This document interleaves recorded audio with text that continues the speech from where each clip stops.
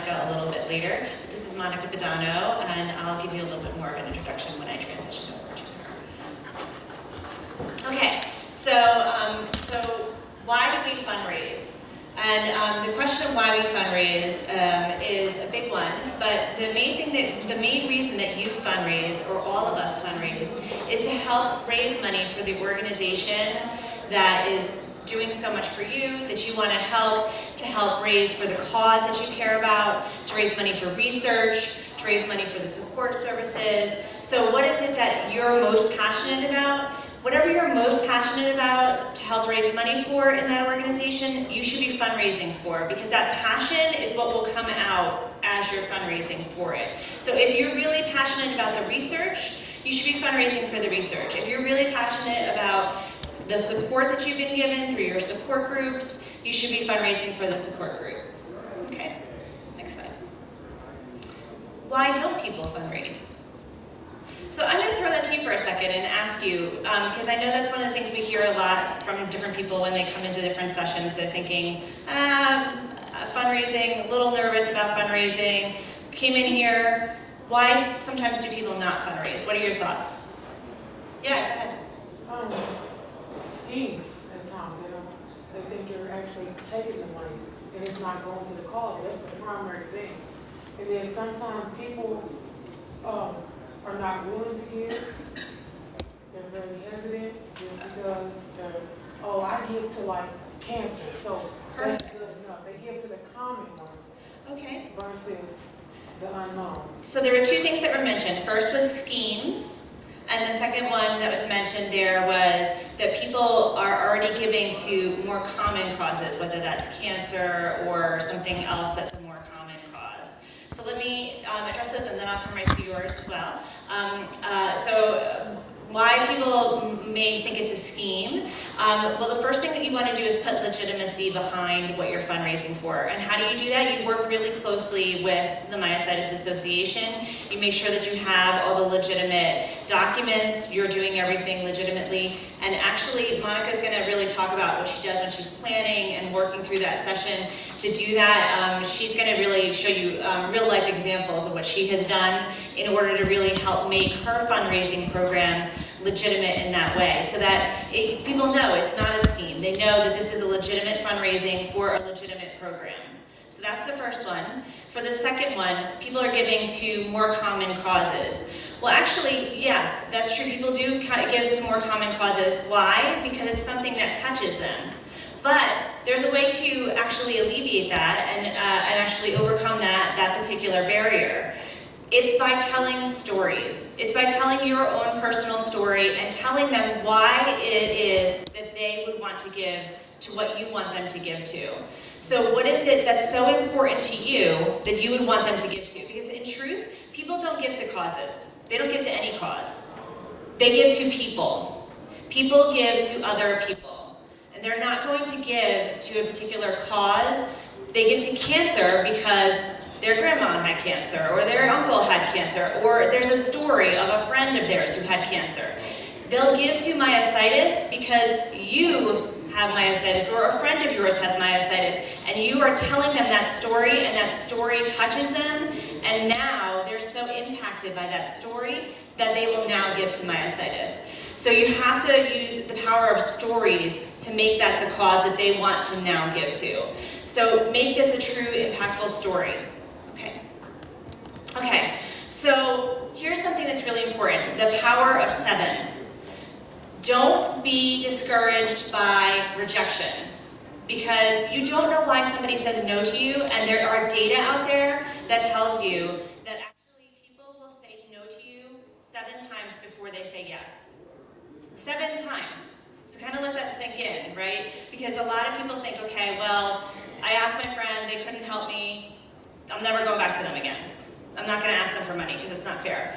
But you actually don't know what the right time is for that person. Maybe that was a bad week and they had just given a lot of money out, or their water heater broke and that was a really bad time for them, right? So they couldn't afford to give you at that time. Or maybe that particular story that you told and that moment didn't touch them, but then you tell a different story and that story does touch them, right? So 7 times, if you ask, somebody, on the 7th time actually, over and over again, and the data bears this out, that people do eventually give. And they give because they've heard that story again, it's resonated with them, it sounds familiar, and they're like, wait a minute, I've heard this story and it's really important. And eventually they do turn to become givers. So don't give up on anybody. You don't know what's going to touch someone. Yeah, it's all fancy. Okay, so why don't people give? We talked about that before, because they're not asked. So this is one of the ones we did not talk about, because they're not asked. A lot of people, if you talk to them and ask them, would you have given to a cause? Yes, if I was asked. So that's one of the important things. I'm sorry, I don't know your name, but you had raised your hand before about why people don't give. I said it was about why they don't fundraise. Yep. Right. Mm-hmm. And it was because you're shy, Yes. and it seems overwhelming because you want to raise a lot of money, but it's my little bit really not important. Great. Okay, so the question was, why do people fundraise? And the two things that you brought up are because you're shy, and the other thing that you brought up was because you're afraid that maybe my little bit doesn't matter. But that's really important to understand. Every little bit does make a big difference. Every little bit is used, no matter what it is for. And again, it depends on what you're particularly thinking about it for. If it's for research, every single dollar is used in order to make it possible for us to do the research programs that we do. You heard today a little bit about that in the keynote, how we're continuing to do really important research programs with the help of our medical advisory board. That's not possible without every single dollar. And if you think about it, just in this room alone, if everybody was giving $1 or $2, it's about accumulation. So everybody's $1, everybody's little bit that they can give, that's how you accumulate a mass of really wonderful donations that can make it possible for large things to happen. So every little bit that somebody can give is a really powerful thing. And if you think about it, here's a great example, and I know you guys have probably seen these, but you've seen those penny drives that people do? They do these drives with the smallest amount of money we all have, pennies. Why would they do that? Because it's essentially worthless. There's really nothing you can purchase with a penny anymore. But when you add all those pennies up together, they become a lot of money. Again, thinking about it in those terms, very little bit of money, a lot of return. Okay, why else to give? It's actually good for you. It's actually good for your heart. It's good for your health. There's been a lot of data that's come out to support this. You probably might have seen Time Magazine has talked about that it's really good for people to give. People who give live longer. People who donate are healthier. People who volunteer are healthier. Why is that true? Because it makes you feel good to know that you're giving to a cause. So when you're out there and you're talking to people, that's one of the things that you can tell them. It's actually good to give. It's a good thing to do. You can kind of let them know that it's good for you and good for your health. Okay, so this is just a little bit of like a history of fundraising, and it's a little fun cartoon for you all to see. But more or less what I was trying to get to here was, a lot of people think fundraising is, this insurmountable, you have to go to someone who's on the mountain, get the wisdom from them, they're gonna show you how to do it. How do I get to that person that's gonna teach me this guru that's gonna teach me how to get to the wisdom that I need for fundraising? But in truth, you actually all have that power within you. Everybody has the power within them to figure out how to fundraise. And fundraising is as old as time. It's one of the oldest things that people have been doing, because of course we always needed money or some kind of bartering tool in order to make something happen, whether that was building buildings or making other things happen. We've always needed some mechanism for that. So asking people, if you're passionate about it, that's what's going to come through. People really are attracted to your passion and to your story. And that's the most important thing. If you take nothing else away, take those two things away, your passion and your story. And I'm telling you, when I introduce you to Monica, that is what I'm going to talk about, because Monica is the epitome of passion and telling her story. Go ahead. So we're going to talk about some fundraising ideas, and I'm just going to start the ball rolling, and then what we're going to do is actually turn this into a workshop a little bit, where you guys are going to start thinking about some fundraising ideas you might have. So I'm going to start you guys off, give some starts, and then we'll go from there. Go ahead. Okay, so one of the things that you raised before was, why don't people fundraise? Because they might feel like it's too small. Well, it's actually really easy to start super small. You want to start the smallest you can. When you buy something, there's ways for you to donate. If you shop at Amazon, you can donate to TMA. You can go through Amazon Smile, you can donate, you can tell all your friends to go to Amazon Smile, and that's a fundraising tool for TMA that brings in cumulatively quite a bit of money over time, because people are collectively, every time they shop, a bit of that purchase comes to TMA. So again, if you can, tell everyone you know that, this is nothing you really have to do. You just have to go into Amazon Smile, choose the Myositis Association as your charity, and if you do that, that money comes back to me.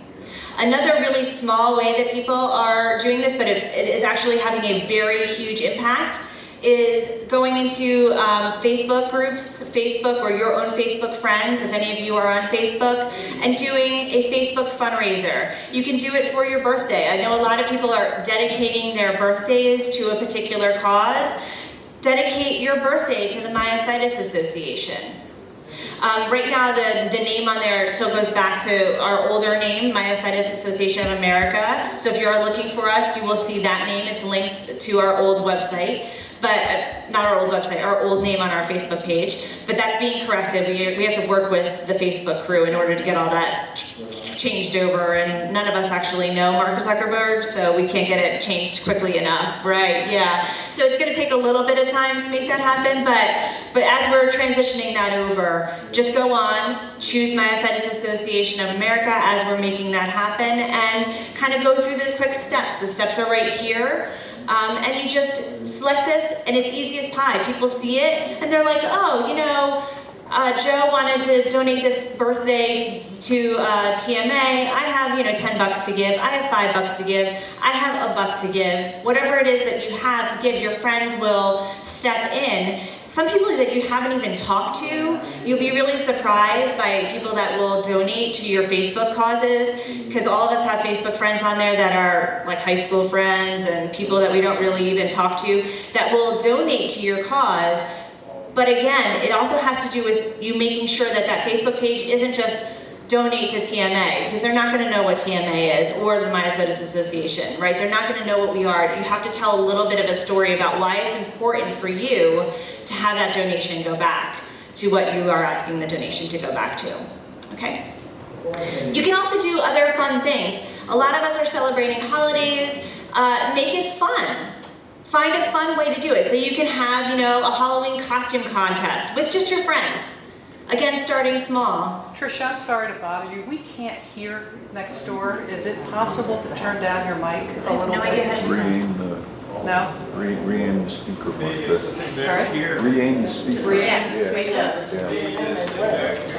She's awful loud. She probably doesn't need the mic. I apologize, No. your energy is fantastic, but we can't hear you. Is this better? Is that any better? Why don't you try it without the mic? I do have a very loud voice, y'all. Yep, we're good. Okay, That's Isn't it. it also for the recording there too? No, the recording's up here. okay.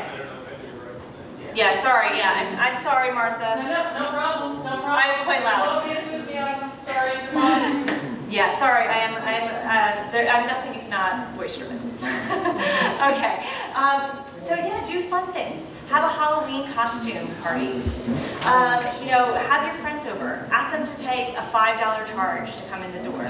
And tell them it's for the Myositis Association. And, you wanted them to just pay that cover charge. You're going to donate that money that they pay for, again, starting small. Start small. Have something like that. And then you get that money to donate back to the Myositis Association. Many of them will write you a check on the way out. Ask you to give that back to the Myositis Association after talking to you, being like, well, okay, tell me a little bit more about why you wanted to have this fun party for all of us. about, and why is it about the Myositis Association? What are you doing, right? Have a painting night, have a board night. It doesn't always have to be specifically focused on the Myositis Association while you're doing it. It doesn't have to be something that we're doing. You don't have to show films on research or, talk about, things along those lines. You can do all these different fun events, and then you let people know in the course of it what the Myositis Association is doing, how the support's working for you, how the research is working for you.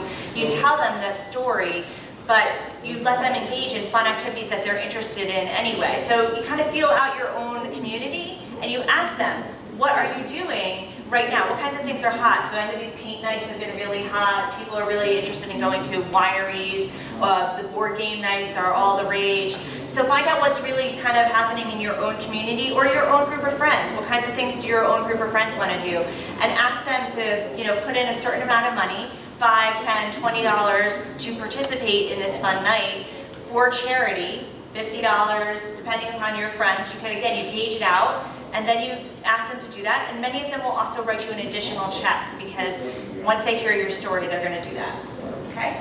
And then now what I'm going to do is I'm going to actually pass it over to Monica Pedano, and I want to say a little bit about Monica because as I've been here, it has been my really distinct pleasure to be able to work beside Monica as she's doing a lot of the events that I'm talking about, and really, it's really, I think, truly the epitome of what I'm talking about as far as thinking about an event, these fun, different things that you can do, bringing her story into everything that she does. So, building out those web pages, building out Facebook, making sure anytime she does do an ask, the story is at the center of it, making sure the people that are donating are thanked and, at the center of what she's doing. And her energy at any event you go to is absolutely contagious. She's so passionate, and that is really something that if you can bring that to what you're doing, in whatever way you are, not all of us are the same, not all of us are going to be able to be completely, overly boisterous, but whatever your energy is, however you give that energy,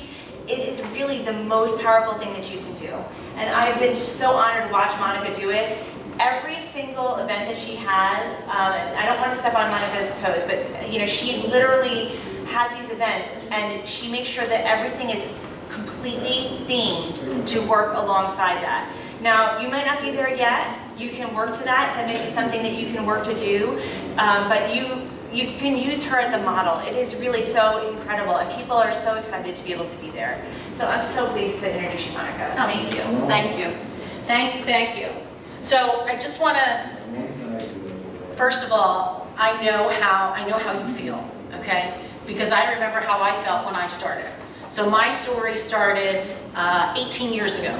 So my son was 18 months old, and he could no longer walk. He could no longer stand.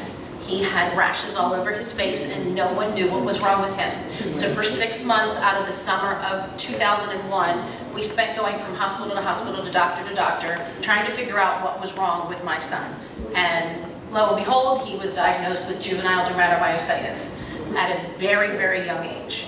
And we went through years and years of treatment, and then he was lucky enough to get into a clinical trial, and his disease went into remission. We just celebrated his 10th year in remission. He is now a sophomore in college and has finally started to grow. And we have been involved with the Myositis Association since day one, because once we found out what he had, we got hooked up with the association with Bob Goldberg, who was the previous executive director, and we are just very blessed, and us as a family wanted to give back. So my family, through the years, we're in our 17th year of fundraising, and next year, hopefully, in one of our 3 events next year, we will hit our $1 million mark for lifetime monies that we've raised for this association. So, thank you. Very exciting. So, starting small, and as Tricia said, with themes and things like that, when you walk out of here today, I'm going to give you literally a roadmap from the very beginning to the very end of a charity event. So if you've never run a charity event before, you can walk out of here with a full roadmap, knowing all the steps that Tricia talks about, because I actually sat down with my husband the other day and we actually calculated how much money I've raised, because I run about 10 to 15 charity events a year for various organizations, and I've raised probably close to $4.5 million during my lifetime of fundraising. So Tricia has my information, so if anyone has any questions, if anybody needs a file, if anybody needs, you said you're very shy. Okay, I'm gonna use you as an example. I said people are shy. I'm not. People are, oh, you're not shy, people are shy, okay. But I have a great letter to send, and actually, I'm running a carnival next week. And one of the biggest things that what is one of the biggest things that people hate about fundraising? It's asking people for money, right? So I actually have a letter that when you walk into your Starbucks, your Gennardi's or your Giant or Whole Foods or your local pizza shop, you walk in with a letter that says, because I'm one of your biggest customers, I am asking for something in return from you. And when someone reads that, that's a very powerful statement. And if they know your face, they're gonna say, oh, I'd love to help, that'd be great. And as they said, if you don't ask, if people aren't asked, they're not gonna give. So this letter is part of my package here. So I'm just gonna show you a couple of things that I've done, and then I'm gonna actually put it out to you guys to help you, or actually work through helping you guys. So we started our bowling event 5 years ago. Who doesn't like bowling? Now, I understand unfortunately with our disease, that's a harder thing for people, but there is a network outside of just the patients, and that's what we pulled from, okay? And everyone loves to, nobody can tell you that they don't bowl unless they physically aren't able to bowl, okay? So, and everybody loves to bowl because it's fun, okay? This is just a great event that we've done. A couple of the other events, if you want to keep it going through. This was actually when Tricia said, find something you're passionate about. Me and my husband, we both just turned 50, and of course, when did we start playing? Pickleball. So this is our new love in life, and we did our first pickleball tournament this past year in April. We had over 50 people attend. We raised a ton of money, and it was a fun event, okay? So as Tricia said, think about events that would work for your group of friends or your community. Pickleball works for my community because it has just absolutely exploded in my community, okay? Wait, before I move on, this is what I'm talking about. Those are paddle cookies that Monica put onto Pickleball paddle cookies, right? And so like every little thing, there would pickle everything all over the different thing. You have to work to that, of course, but like it's so fun when it happens. People notice those little details. When you pick a theme, it just makes it easy for yourself. Because if you pick a theme, you can run with that and you don't have to worry about like this. For the pickleball, we made pickleball paddles, we made pickleball, this is actually a pickleball cookie. We had pickles all over. I don't know if there was a picture of Mary with the big pickle. Yeah. It just makes it easy. Yes? So when you did your fundraising with like the bowling alley, did you have to put a certain funding, or was there? Okay. No, so with the bowling alley, they charge per lane. So for our bowling alley, we went in and asked, okay, how much would you charge per lane, including bowling and shoes and the rental? And for us, it was $70 per lane is what they charged us. Then there's 6 people per lane, so we charged $40 per person, which is why we were able to raise so much money, because at $70, if you do the math, it's only coming out to $10 or $15 per person. If I'm charging 40, then you have your sponsorships, but then that's all included. And we actually had a caterer come in who donated all the food, and people were allowed to bring their own beverages.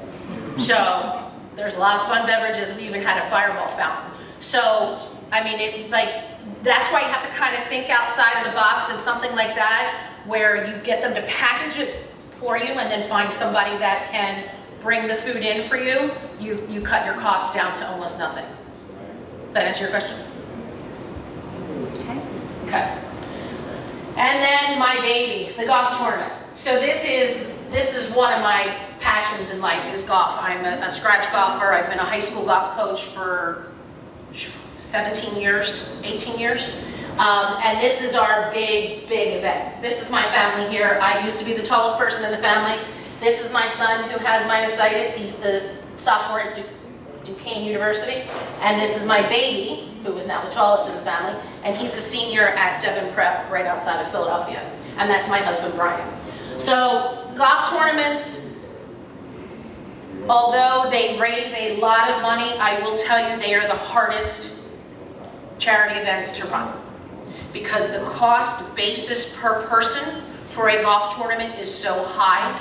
The amount of money you need to charge in order to make money on a golf tournament is that much higher, okay? But for us, I mean, and as you said, you know, when you start out, when we started out, in 2001 or 2002 was our first year, I think we might have made $5,000 or $10,000. You know, and this year we almost raised almost $60,000 this year. This year was phenomenal, but we had a very generous donor who matched donations in the room up to $25,000. It was fantastic. So, but that's just something else that has developed through the years, which once again I will share with you in my timeline. So, timeline. So I'm going to give this all to you. I have it all out in a spreadsheet. We have, Trisha's going to email each of you this packet that I've put together. I've worked on this. It's actually taken me a couple of years to actually put this together. But this is something that we actually want to talk about today before we get out of here. But as far as creating a timeline and planning, there's that famous saying that my father told me that I'm sure all of you know, is that people don't fail to plan. They plan. People don't plan to fail. They fail to plan. So if you have a plan in place and you have specific things that you need to take care of for your event, this could be any event. This could be a wine night. This could be golf. This could be pickleball. This could be bowling. This can be anything you decide to do. This could be, you know, that Halloween costume. You don't really need to do it 6 to 9 months out because nobody really cares about Halloween in March, but here is the timeline. And I'm not going to go through this only because I have it all written out for you that I'm going to give to you at the end of the night. Okay? This comes to our workshop. So, right. So now we're going to do a little workshop where we're going to actually help you and actually put it out to you. Has anybody here run, how many of you have already run a fundraiser? Well, not on my own, but No, sure. we just in college, being on a committee. I Okay. actually wrote fundraisers with myself, like in Gospel Bar, and got all the donations from the community. That's fantastic. And how did you do it? How did I do it? Personality. Did have a letter. I went to them, spoke to them.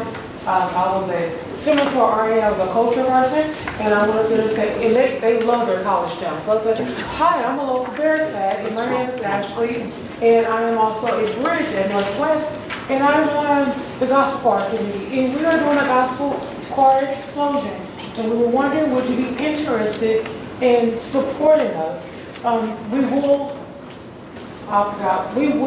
give you your props at our event, and let you know that you are a proud sponsor.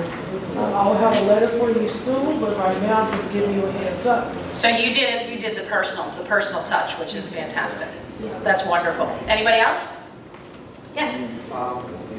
I didn't start the event. I entered a team on a pre-existing event. Here you have the $1 million bike ride in Philadelphia. Yes, I have. Yes, I know. I've heard of it. I haven't done it though. That's a huge event. Yeah. So we had a team this last June for IBM, and it raised $100,000. That's fantastic. And all the money goes for research. Wow. The main thing I learned is what Tricia said earlier is that people give to people. Yes. Pretty much almost all the donations came from somebody who knew somebody with IBM. That's fantastic.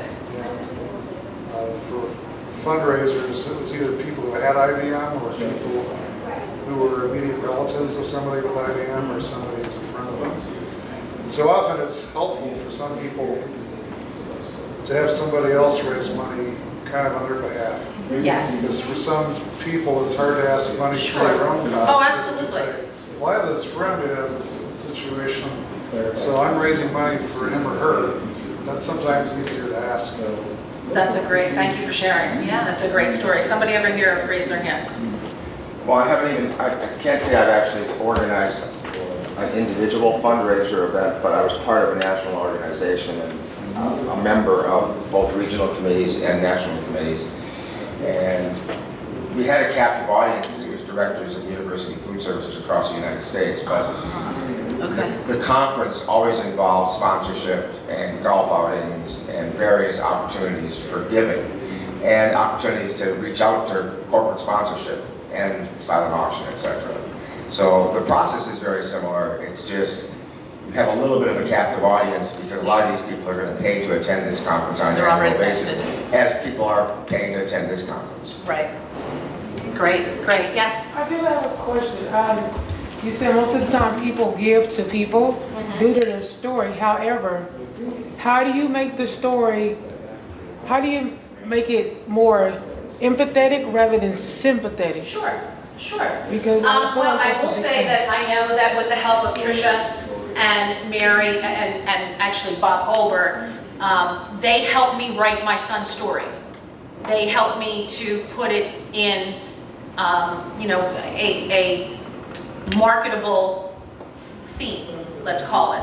So I would definitely work with Tricha and Aisha and LaDonna and ask them to help you get your story down and get, something together where you're trying to get it out. So it's not something where we're saying, oh, poor you. We're saying, we'd love to support you. We'd love to help you. We'd love to see you succeed. Does that make sense? Okay. Yes? Yeah, if I can say something along those lines, myositis is a hidden disease, and it usually strikes people when they're older.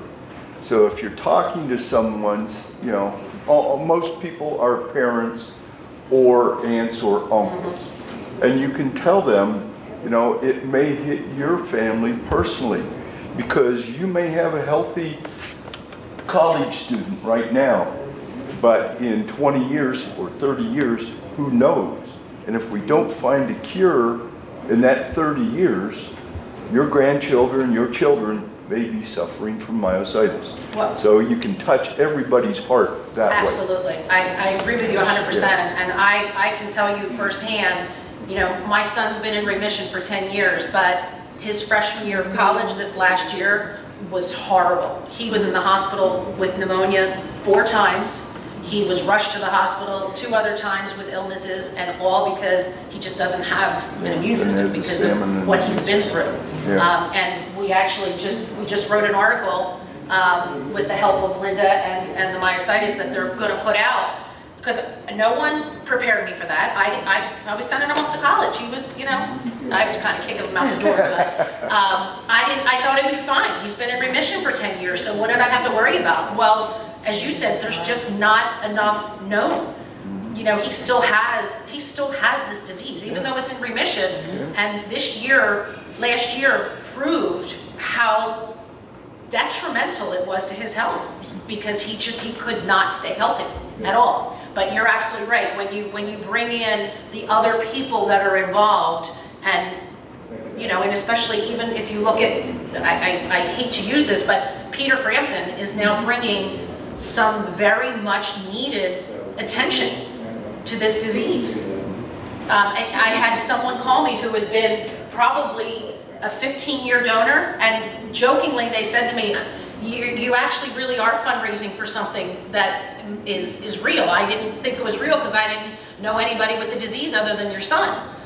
So, things like that, and I think they've definitely have definitely worked with him, and obviously the guitar, if you haven't seen the guitar in the back of the room, it's pretty neat. And as I said, there was a volleyball player, an Olympic beach volleyball player who has dermatomyositis that I know my son reached out to because he loves beach volleyball, and then I know that Mary and Tricha have reached out to him as well. So, getting that more people to know about it and build that story, I think, is very important. Yes. Actually, I was just gonna say something. I do fundraising for the Juvenile Diabetes Society in Minneapolis here, and I've done it since the mall was open. We did a walk out there. But I have to throw out an email every year now, and people are donating before the time. So once you get those people to know your story, Yep. they'll redonate to you 90% of the time. Yep, absolutely. All right, so real quick, what you have in front of you is just a way for us to really just start this conversation and to start you thinking about what would work for you. So as Tricia said before, what are you passionate about? What would you like to do a wine night? Do you want to do something athletic like the pickleball or golf or bowling even? Do you want to do a theme party? What is it? Write down some things that are passionate to you. Right? Yeah. Who wants, anybody have any ideas? Yes. Well, a lot of women get involved in a lot of fundraising ideas, and I haven't always run these events, but Rex and I did a party at our house based on a Monopoly theme. Nice! Oh, how cool! That was easy to decorate around, and what did you do? We had some little games. It was basically like most other silent auctions. Okay. But everybody got a deck of Monopoly money because we thought they'll spend that more readily. And we explained it, unlike the average silent auction, where you write down, I bid 5, I bid 10, and the only person that pays is the high bid at the end. We made it clear, you write down your bid. You're paying whether you win the thing or not. So, people were willing to, okay, I'll put 5 towards it, I'll put 10 towards it. I want to pick your brain. I love this. Yeah. What a great idea. So ultimately, so at the end of the night, they sort of have to total up, well, how much did I spend?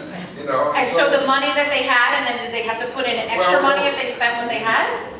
Nobody spent above the $1,500 of the Monopoly money that we gave.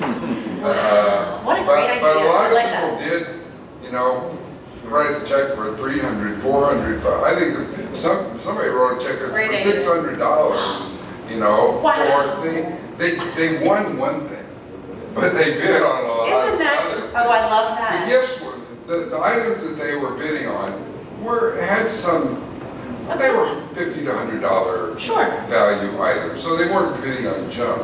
Right. But I think that people thought it was interesting, the seduction of, I'll bid 10 on that, and then realizing and then they have to pay most silent auctions, you almost play a game like, I'll bid that up, and cross my fingers somebody will come along and believe me. I love that idea. I'm going to pick your brain after. I like that. So that was fun because of the decorations, and most people understand that game.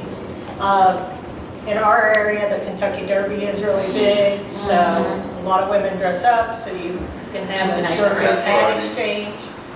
I know that they are very easy to run. If you do a Kentucky Derby and you do races, they have the simulcast races that you can feed in. Those are very inexpensive to do. Most people are into college sports, March Madness, you can tie into that. And actually, that is actually one of the easiest things to run is the Super Bowl pool and the March Madness pool. Because the blocks, you can sell them for $10 a piece, $20 a piece, or $50 a piece. And people win a lot of money, and you get half of that money donated back. So that's a great suggestion. The Derby is the same thing. You get on your horse, and you don't really have to pay out that much to any winner. And then a lot of my friends seem to like to drink wine, so that's always a good. So how do you like a wine night, like a wine tasting? Wine tasting. Okay. But I had a couple questions for you. So if you do a fundraiser that's part of the Myositis Association, can somebody write a check to the organization? Yep. Every check is written to the organization. And how is that handled, or if people give cash? So we set up a fundraiser that's in the name of that particular event. So, if it was Monica's Pickleball event, we actually have a fundraiser called the Pickleball event or whatever she names it. And then any of the money that's coming in under that, we ask people to put in the memo that is for the Pickleball event. But all checks and everything is all if she gets it herself. Association. But if you are sending it directly to the organization, usually they'll put a memo, or they'll put a note with it, you know, whatever, this is for Monica Pedano's Pickleball night or whatever it is. And then we put it into that fund directly. It always goes directly to the campaign that people are donating to. And we have fundraising page, which is on there, and so Phenomenal. it's I will great. tell You can set up your own fundraisers, send it out to people. It's our campaign. I don't know if we have it yet. Let me see if we I have will it. tell you, the fundraising page, we actually started last year. So you direct people to go to the The fundraising link goes page. right in there and they put their credit card in, it's all safe, secured, and it goes right into the campaign. And then they acknowledge Yep. back to you. Yep, I get an email every time a donation came in, and then Aisha would, or LaDonna would send out the thank you letter. And that's based on my the question, since it's a charitable donation, donation. Yep, do you send to everybody in the amount, or Yep. is it Yep. above a certain level? everybody. Okay, so how I got here, you go to the homepage. I'm gonna take you guys here. Go to get involved. You go to fundraise. Yep. Okay, and when you do that, then what you do is you go to the fundraising campaigns or start a campaign. If you wanted to start one, you click on the start a campaign here. And that's actually, just really quick, to do this, when you click on that start a campaign, you just fill out your name, what you want the event to be, where you want the money to go, here's, and then you write a little blurb, and then up pops this beautiful fundraising page for you. Can you go to any of our, That's what I'm my gonna do. fundraisers? Yep, absolutely. So I'm gonna go to the fundraising campaigns here. And then you can see the different campaigns that are happening right now. You guys could donate to any of these campaigns that are currently happening if you felt so felt the urge. So this is like what school groups do, and the Heart Association. Sorry, Monica. You No, just set you're up your fine. own page. Yep, exactly. So here's So, Monica's yeah. golf event. Wow. And so this is Now, what Monica understand, raised online.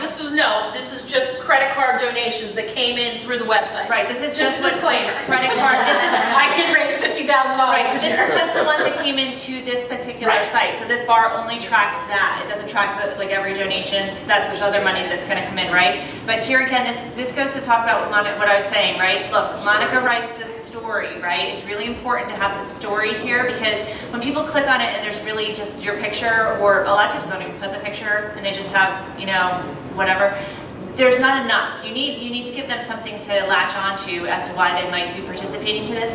Also, you can send this out to anything. We sent it out actually to media this year, and it was available to the media. We got media to pick it up to be able to help them sell some of the sponsorships. Monica put her sponsorship levels. Look up here. Sorry. I literally just copied that and pasted that into Facebook and blasted it out to everyone. Yeah, this URL she means. So you click on this, Yeah. it selects all, and then you just right click and copy, and then you can paste that. Now, on the previous page, you had the Amazon. Yep. A blurb about that. Yep, Amazon. Yep, and that's just you just go into your regular Amazon. You type in Amazon Smile, and that's how you can make that happen. Can you show that page? Yeah. Go ahead. Actually, with Amazon, I've had it to just pop up numerous times. Sure. And Yep. just put in, Yeah. just put in the charity. Yep. Yep, and so basically what they'll do is they'll ask you what your email is. If you're not already logged in, a lot of people are already logged into their Amazon Yeah, account. yeah. So like right now, I'm not logged into my Amazon account, but if I was, it wouldn't ask me all this information right now, but it's like, I'm not logged into my own Amazon account. So it's gonna ask you that, and then as soon as they say that, it's gonna say, okay, you're in Amazon Smile, enter in what charity you would like to donate that to. So if That's you the next donate step. to Facebook, does that all come back to, say, Myositis? As long as you're donating. Wait, donate to Facebook where though? Well, you talked about it on that first sheet that you put up. So when you donate to Facebook, you have to make sure that you tag the charity that you want, which is specifically, again, here, it's gonna be Myositis Association of America, because we're in the name change phase. But when we get to that, you have to make sure you donate. Because I had a friend that did that with some other society, and they took a percentage off of the There's top. always there are percentages. There's percentages for credit cards and everything. There's always a But very this is small not though. percentage. The way the fundraising campaigns that Myositis, Yes, they're on our page, 100%. 100%. Yep. 100%. Yes. Yep. Oh, And they take, yep. And they do take, I think it's 2.75 or something. It's a small percentage, but they do take. It's a small percentage, but if you think you're going to get more access to more people through your Facebook than you might through our own campaign, it may be the way to go. A lot of people will actually put it onto this page and then just link it into their Facebook. That's also a great way to do it. We actually would recommend that But we know some people, if you're not gonna do that, we still want you to fundraise, right? We'd rather you fundraise and do it through Facebook if that's easier for you than come to our own page. Either way, whatever works for you, do whatever feels right, just start fundraising. The more you do it, the easier it becomes. You had a question. Well, you said that all the checks go directly to Myositis, but what about your expenses?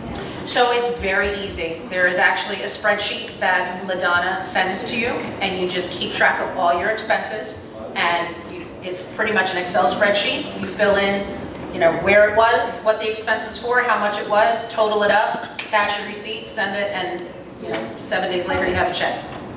They're phenomenal about it. Okay, so if we I know we kind of got off on a little tangent there, but would you like to go through kind of this idea of putting a fundraiser together? Do you want to talk about something else? I know we only have a little bit of time left, but I want to maximize your time here. Well, while you were talking, I was actually jotting down from the beginning, and I've already done this. You Because my mind is going. Yay! All right, so what kind of fundraiser are we doing? So, what I was going to ask was, first of all, when you do the fundraiser, you have to do the permission first. Yes. Okay. Oh, yes. But since then, you said you can do it on the site, so I can attach whatever. Right, so obviously they know what my event is each year. Pickleball was the first time this year, and I literally emailed them a month before the event, and I said, hey, somebody wants to help me run this event. Do you mind if I run a pickleball event? And I sent them, my blurb, and it just happened. So the why for that, just so everybody understands, the why for that is just, we do have a brand. We have to protect our brand, right? So you don't want anything that would be against our brand, right? So we have to make sure we have a branding guide, and we want to make sure that the Myositis Association brand is not being associated with anything that would be problematic for that. So you do want to just be careful about how we're using our brand, and as members, most of the time we don't have a problem with that, but we do always want to just give a little guidance on how we're using the logo, how we're using the brand. We don't want that to be, Okay, so if you need to make a sign with the logo on it, then you would help? Yeah, you just let us know.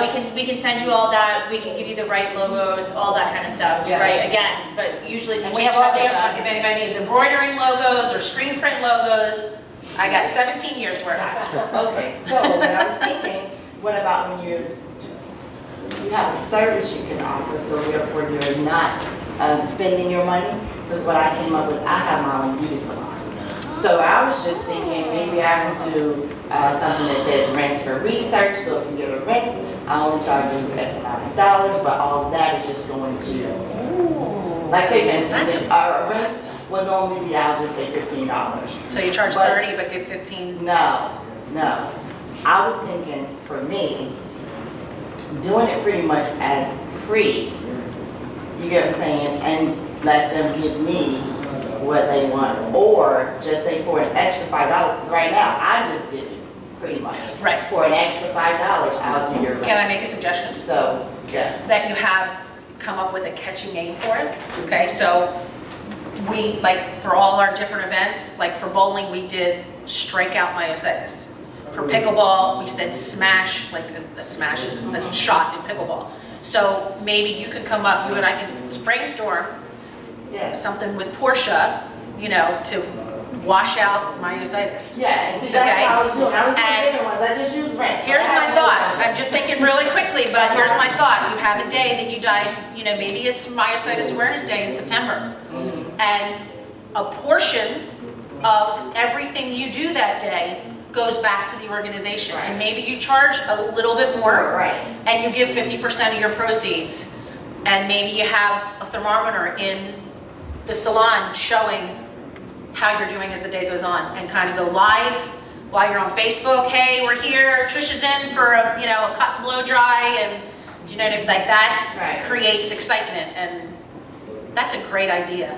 Yeah, and again, like you said, like donating the service, donating it for, like Lana's saying, 1 day or 2 days, or putting a time frame around it is really important for something like that. If you're doing an in-kind donation for a service, which is what you're doing at that point, right? You're providing an in-kind donation, you yourself, that's in-kind. And then what the people are donating is actually cash. So there's 2 donations happening there, right? And if you put a time frame around it, what happens is there's actually more excitement and more anticipation around that time frame. If you left it wide open and it was always happening, it's not gonna, you have to. Because I also have other ideas, because I also make jewelry as well, and I bake.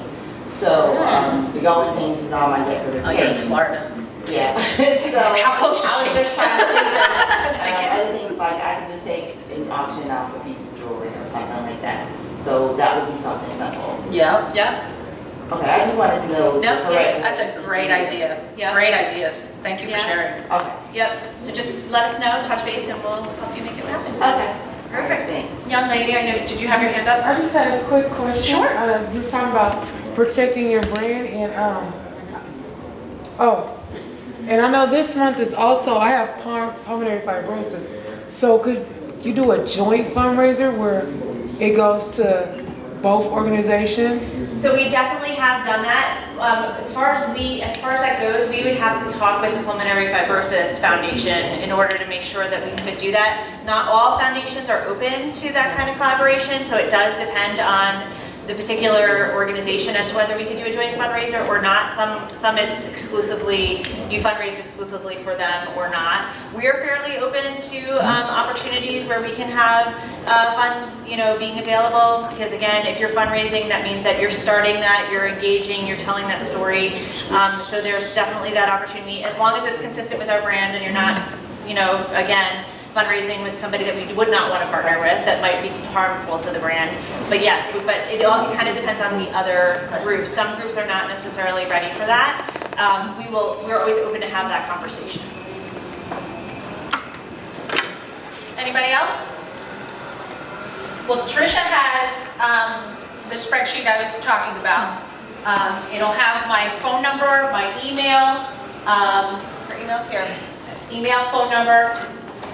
If you need t-shirts, you need golf balls, you need a contact for whatever, call me. Because if you're trying to do something, I'll bet through all the years that I've done it or know somebody who can help you with whatever you're trying to do.